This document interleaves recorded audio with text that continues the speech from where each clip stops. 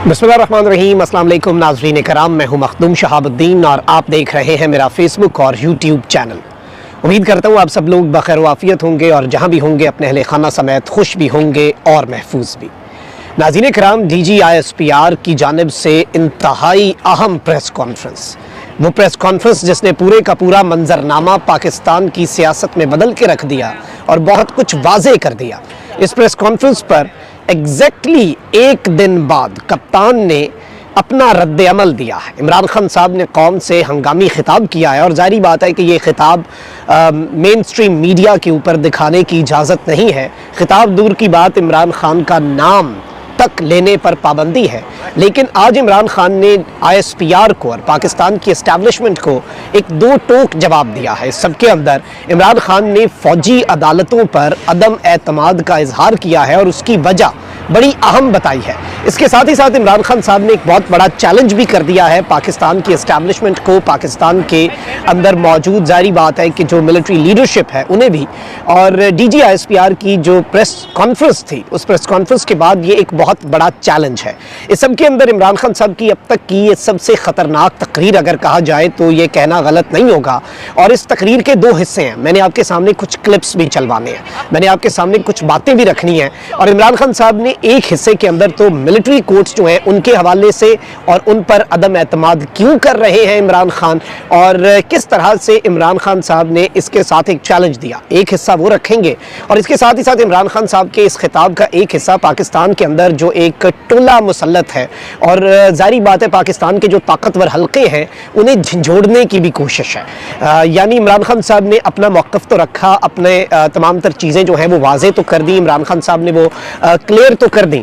लेकिन इमरान खान साहब ने उसके साथ ही साथ पाकिस्तान की एस्टैब्लिशमेंट और पाकिस्तान के मुक़्तदर हल्कों को झंझोड़ने की और पाकिस्तान के जो मौजूदा हालात हैं उनमें एक रियलिटी चेक जो है वो पाकिस्तान की एस्टैब्लिशमेंट को देने की कोशिश की है। पहले इस हिस्से के हवाले से कुछ क्लिप्स हैं और ये 1-2 मिनट की खान साहब की गुफ्तगू है। ये गुफ्तगू आपने ज़रूर सुननी है क्योंकि इससे बहुत कुछ वाज़े हो जाएगा।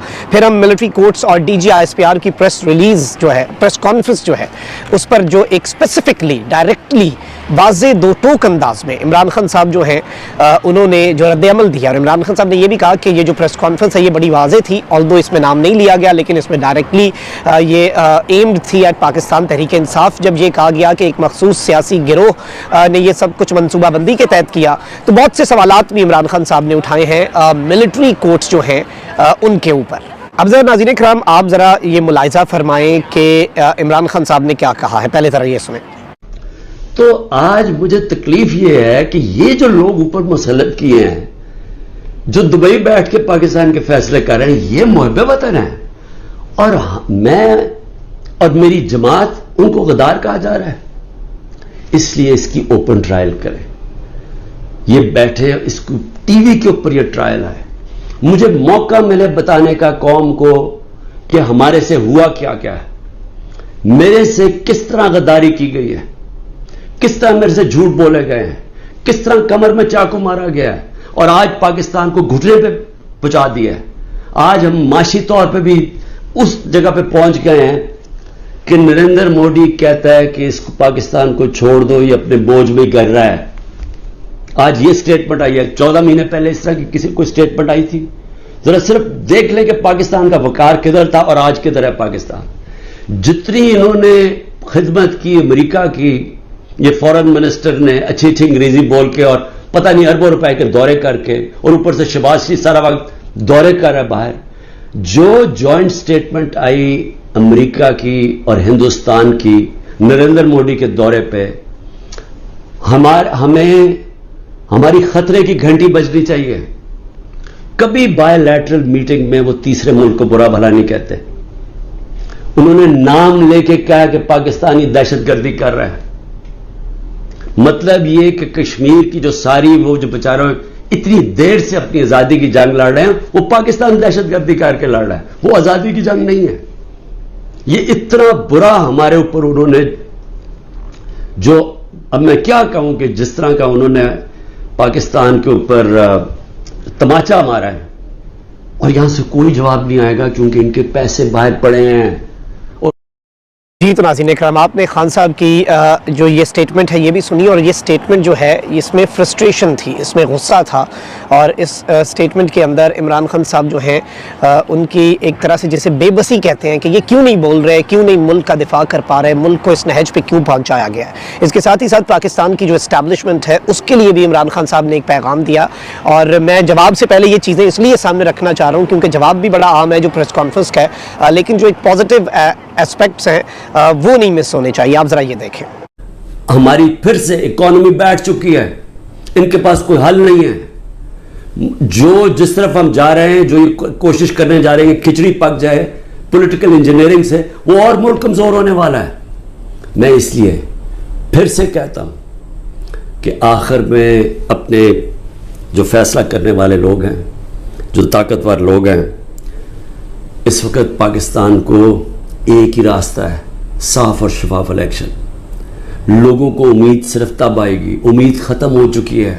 नौजवान जो छोड़ छोड़ के मुल्क को जा रहे हैं, प्रोफेशनल्स जो मुल्क को छोड़ के जा रहे हैं, जो गरीब लोग किश्तियों में डूब रहे हैं बाहर मुल्क से निकलने के लिए, इनको उम्मीद चाहिए, और किसी चीज़ से उम्मीद नहीं आने लगी सिवाय एक चीज़ से, साफ और शफाफ इलेक्शन। पाकिस्तान पाइंदाबाद। जी नाज़रीन इकराम, ये मैंने आखिरी हिस्सा जो है ना एस्टेब्लिशमेंट को पैगाम का, ये आपको पहले सुनाया है खान साहब का, और इसमें उन्होंने ये बात बड़ी वाज़ेह की है, जो पॉलिटिकल इंजीनियरिंग करने की कोशिश की जा रही है, जो एक खिचड़ी पकाने की कोशिश हो रही है, इससे मुल्क का कोई फ़ायदा नहीं होना। लोग मायूस हैं, लोगों की मायूसी ख़त्म करने के लिए वापस इमरान खान, अभी आप देखें इमरान खान की सियासत को ख़त्म करने की, इमरान खान को ख़त्म करने की हर तरह से कोशिश हो रही है, लेकिन इमरान खान आज भी उसी नुक्ते पर खड़ा है कि इस मुल्क के अंदर साफ़ और शफाफ इंतखाबात होने चाहिए।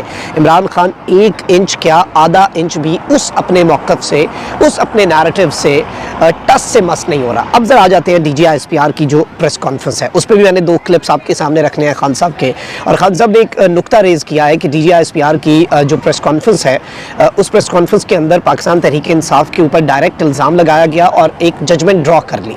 इमरान खान साहब ये मौक़िफ़ रख रहे हैं कि उन्होंने ये नहीं कहा कि मिलिट्री कोर्ट के अंदर सिविलियंस का ट्रायल ठीक है गलत है, उन्होंने इस चीज़ के ऊपर नुक्ता रेज़ नहीं किया। उन्होंने जो बात कही है, उन्होंने कहा है कि जब इन्होंने एक जजमेंट बना ली है तो फिर तो ये फैसला कैसे कर सकते हैं। उन्होंने कहा है कि मेरा और एस्टैब्लिशमेंट का फंडा है, या मेरा और एस्टैब्लिशमेंट की एक मुख्तलिफ मौक़िफ़ है, या फिर आप कह लें कि एक डिसएग्रीमेंट है ऑन सम पॉइंट। मेरी स्टोरी ये है, मेरी साइड ऑफ द स्टोरी ये है, एस्टैब्लिशमेंट की साइड ऑफ द स्टोरी ये है। सच्चा कौन है इसका फैसला तो कोई जज करेगा। अब अगर मिलिट्री कोर्ट्स करती हैं, ये इमरान खान साहब ने अपना काउंटर आर्गूमेंट दिया है पाकिस्तान के मिलिट्री स्पोक्स पर्सन की प्रेस रिलीज़ पे। आप ज़रा ये सुन लें। तो मेरा अब सवाल ये है कि ISPR का ये मौक़िफ़ है कि फ़ौज के ख़िलाफ़ बगावत है, हमारा ये मौक़िफ़ है कि ये हमारे ख़िलाफ़ पूरी साजिश हुई पार्टी को ख़त्म करने की, ताकि वो इलेक्शन ना लड़ सके और इमरान खान को इलेक्शन से बाहर किया जाए। ये 170 केसेस इसलिए कि किसी तरह डिस्क्वालीफाई करो या जेल में डालो, और ये मिलिट्री कोर्ट्स भी मेरी नज़र में इसलिए हैं क्योंकि सिविल कोर्ट्स के अंदर ये जो सारे केसेस हैं ये कभी चल सकते ही नहीं है, क्योंकि बोगस केसेस हैं। तो इसलिए मिलिट्री कोर्ट्स बनाए जा रहे हैं ताकि उसमें इमरान खान को सजा दी जाए, ताकि वो इलेक्शन से बाहर हो जाए।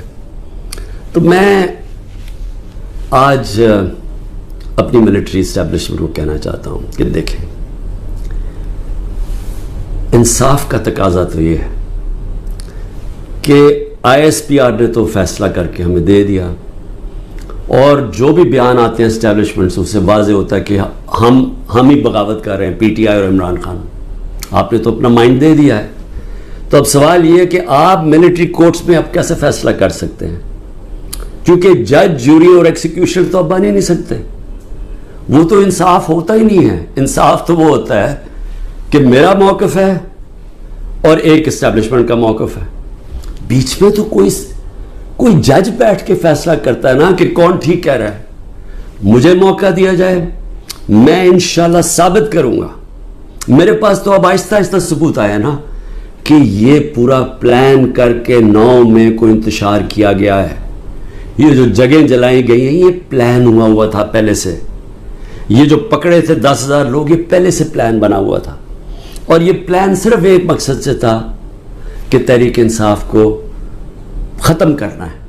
यानी जो काटा डाला हुआ था, जो बार बार हमें एस्टैब्लिशमेंट बताती थी, जो मेरे अभी भी लोगों को मिलती है, तो हमारे जो सारे लोगों को मिलती है उनको एक ही कि जी इमरान खान के ऊपर कांटा डल गया है, आप किसी और पार्टी में चले जाएं, पीटीआई का कोई मुस्तकबिल नहीं। जी नाज़रीन इकराम, इमरान खान साहब ने 3-4 बातें कही हैं। इमरान खान साहब ने एक तो ये कहा है कि ये एक साजिश है और ये पाकिस्तान तहरीक इंसाफ के ख़िलाफ़ साजिश थी और इतनी जल्दी क्रैकडाउन ऐसे नहीं हो सकता, और अपने जो नुक्ते हैं उन्होंने रखा। इसके साथ उन्होंने इस्टेब्लिशमेंट पर एक चार्जशीट भी दी कि इस्टेब्लिशमेंट जो है वो हमारे लोगों को अभी भी बुलाकर कहती है कि हमने इमरान खान जो हैं उनके नाम के ऊपर कांटा लगा दिया हुआ है, इमरान खान के नाम के ऊपर एक क्रॉस है। और इमरान खान साहब ने एक तरह से कहा है कि जी इंसाफ का तकाजा ये है कि मेरा मौक़िफ़ एक है, आपका मौक़िफ़ एक है, और हमारा मौक़िफ़ जो है वो पोल्स अपार्ट है।